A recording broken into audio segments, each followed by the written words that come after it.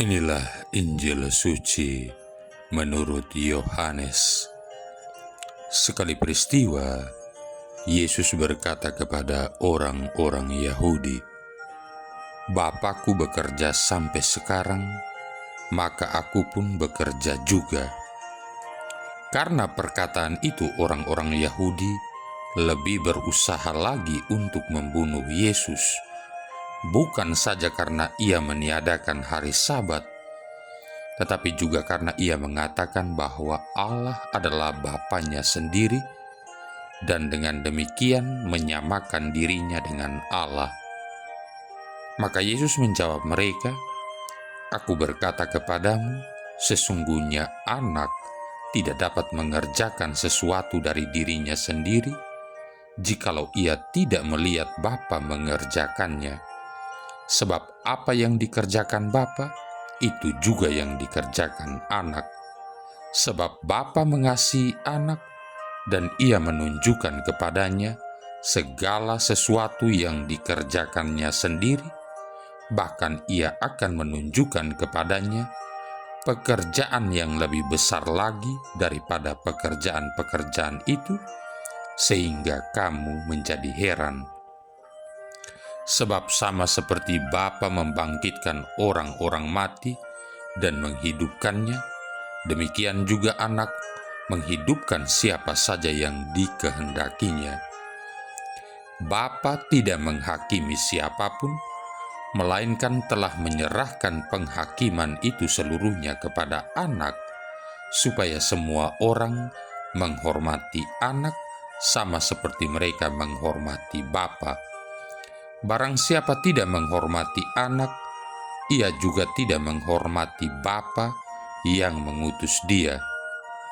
Aku berkata kepadamu, sungguh, barang siapa mendengar perkataanku dan percaya kepada Dia yang mengutus aku, ia mempunyai hidup kekal dan tidak turut dihukum, sebab ia sudah pindah dari alam maut ke dalam hidup. Aku berkata kepadamu, sungguh, saatnya akan tiba dan sudah tiba, bahwa orang-orang mati akan mendengar suara Anak Allah, dan mereka yang mendengarnya akan hidup. Sebab sama seperti Bapa mempunyai hidup dalam dirinya sendiri, demikian juga diberikannya, Anak mempunyai hidup dalam dirinya sendiri, dan Bapa telah memberikan kuasa kepada Anak untuk menghakimi, karena ia adalah Anak manusia.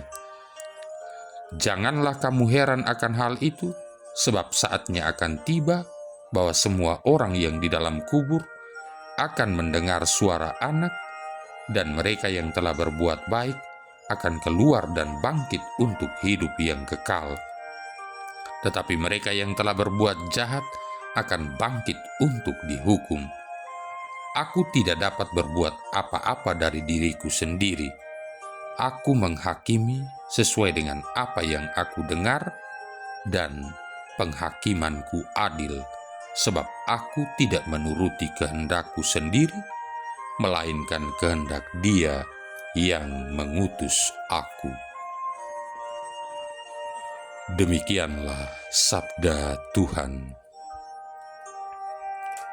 Saudara-saudari yang terkasih, tentu sangat logis kalau manusia mau ke surga, maka harus tahu juga jalan ke surga.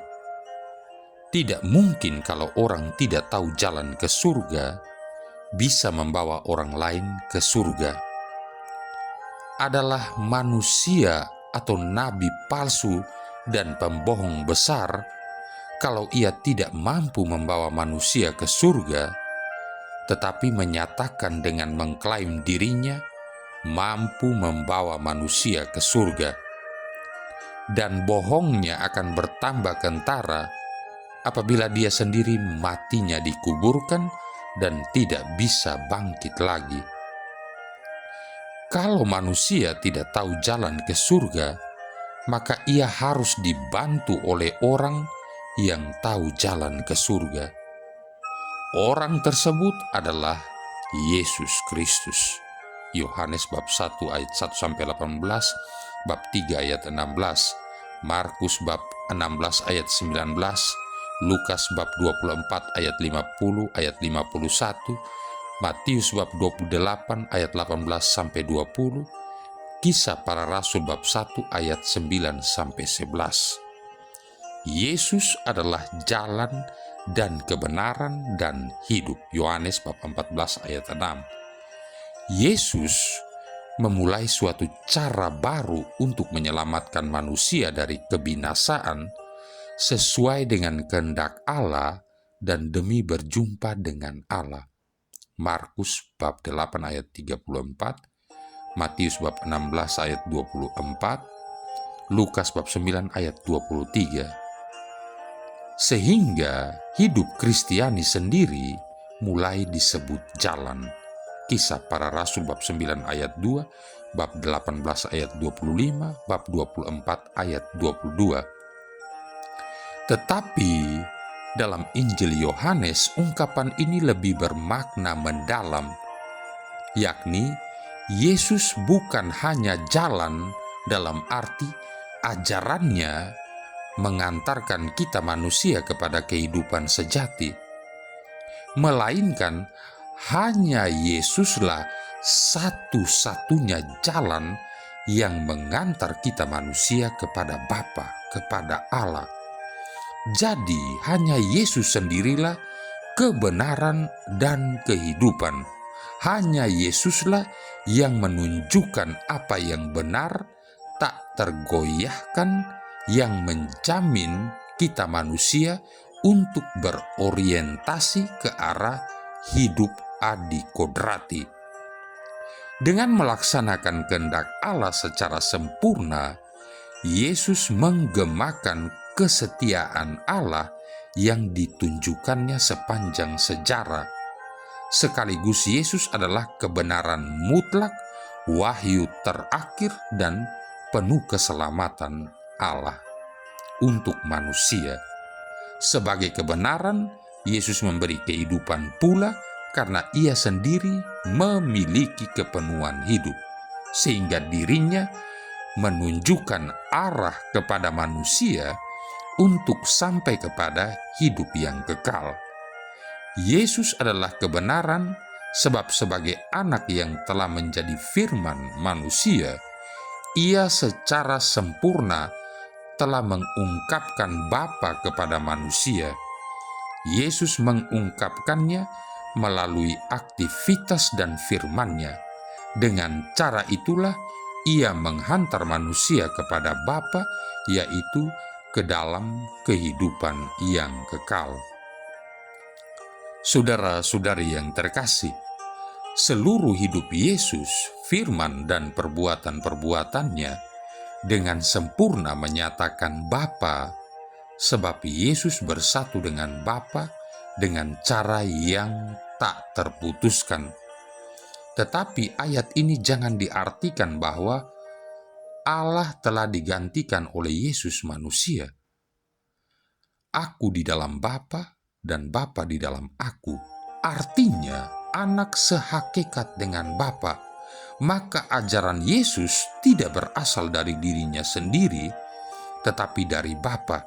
Sedangkan perbuatan-perbuatan Yesus dilakukan oleh Bapa yang tinggal di dalam diri Yesus.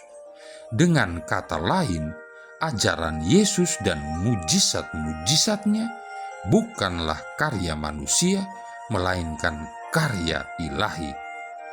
Jika Yesus berbicara tentang pekerjaan-pekerjaan Bapa, maka yang Ia maksudkan adalah keseluruhan karya penyelamatan yang secara jelas dinyatakan melalui tanda-tanda ajaib atau mujizat. Jadi, hanya melalui Yesuslah kita manusia bisa diselamatkan. Maka menjadi pertanyaan untuk kita renungkan, apakah kita semua, Anda dan saya, sudah mempercayakan hidup kita kepada Yesus Kristus? Kalau belum, bergegaslah. Saudara-saudari yang terkasih, dikisahkan seorang pastor yang sangat terkenal meninggal. Sesampai di pintu surga ia bertemu dengan seorang malaikat. Malaikat itu berkata, pastor bisa masuk ke surga asalkan pastor bisa mendapatkan 100 poin dari seluruh perbuatan baik selama di dunia. Maksudnya? Tanya pastor itu. Pastor ceritakan saja semua kebaikan-kebaikan yang pernah pastor lakukan. Nanti saya akan memberikan poin. Oke, kata pastor itu. Saya adalah seorang imam yang baik. Kata malaikat itu, Anda mendapat 1 poin. Hah? Cuma 1 poin? Pastor itu heran. Lalu kata pastor itu lagi, saya mengadakan banyak sekali misa dan dihadiri oleh banyak umat. Kata malaikat itu bagus, Anda mendapat 1 poin lagi. 1 poin saja? Saya sudah 50 tahun menjadi imam dan saya menghidupi imamat saya dengan baik, kata pastor itu dengan tegang. Kata malaikat itu, selamat, Anda mendapat 1 poin lagi. Hah? Cuma 1 poin lagi, teriak pastor itu. Kalau begini caranya, aku hanya bisa masuk ke surga karena anugerah Allah. Dan akhirnya malaikat itu berkata, oke, silakan Anda masuk sekarang, pastor. Saudara-saudari yang terkasih, menjadi orang baik di depan banyak orang itu lebih mudah daripada menjadi orang yang baik dimanapun dan kapanpun. Tetapi meskipun kita sudah berusaha menjadi baik luar dan dalam, ketika dilihat orang maupun saat tidak dilihat orang, semuanya itu tidak serta-merta menjamin kita untuk bisa masuk surga.